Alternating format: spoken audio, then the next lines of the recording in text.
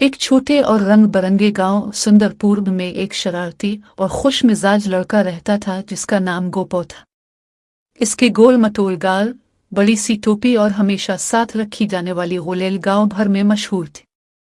गोपो को मुहिमजोई बहुत पसंद थी और जहां भी जाता था वहां कह कहे गूंजने लगते थे। एक दिन सुबह सवेरे गोपो खेतों में घूम रहा था कि अचानक से एक अजीब आवाज सुनाई दी। राकू, सुनो कि ये आम गाय की आवाज नहीं थी बल्कि अल्फाज थे। हैरान होकर गोपो ने इधर अलिफादेर देखा तो बुन नामी गाय अपनी दम हिलाते हुए खड़ी थी। तुम बात कर सकती हो? गोपो ने हैरत से कहा। हाँ, बिन ने फखर से जवाब दिया, लेकिन मेरी आवाज सिर्फ होशियार बच्चों को सुनाई देती है। इस दिन के बाद दोनों की दोस्ती गहरी हो गई। गोपो बिन की पीठ पर बैठकर पूरे गांव में घूमता और साथ साथ नए राज तलाश करता। एक दिन उन्होंने सुना कि गांव वाले तालाब के पास परेशान खड़े हैं।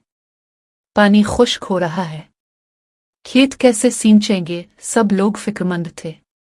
गोपो ने बिन से कहा, हमें कुछ करना होगा। बिन ने सर हिलाया और बोली, मेरे साथ आओ बड़े बरगद के दरख्त के पास। वहां एक जादू छुपा है। दरख्त के नीचे उन्हें एक जंग आलूद मिट्टी का घड़ा मिला। बिन ने कहा, यह है बारिश का घड़ा। पुराने जमाने में हमारे बुजुर्ग इसे बारिश बुलाने के लिए इस्तेमाल करते थे, लेकिन यह तभी काम करता है जब कोई नेक और बहादुर बच्चा उसके सामने गाए। गोपो फौरन घड़े पर चढ़कर अपनी कार्टून जैसी करख्त आवाज में गाने लगा। बारिश आओ, जल्दी आओ, तालाब भरो, खेत सैराब करो। पहले तो कुछ ना हुआ, फिर घड़ा चमकने लगा और आसमान से बूंदें टपकने लगे। थोड़ी ही देर में मूसलाधार बारिश बरसने लगी और तालाब भर गया। गांव वाले खुशी से नाचने लगे। लेकिन खुशी के इसी मौके पर एक लालची ताजिर, कालू काका, घड़े को उठाने लगा। मैं उसे शहर ले जाकर बेचूंगा और अमीर बन जाऊंगा, वो चलाया। बिन ने गुस्से से जोरदार आवाज निकाली, ऐसा हरगिज नहीं होगा। वो आगे बढ़ी और गोपो ने अपनी गुलेल से निशाना मारा। घड़ा कालू के रथ से निकलकर लुढ़कता हुआ वापस बरगद के नीचे जा पहुंचा।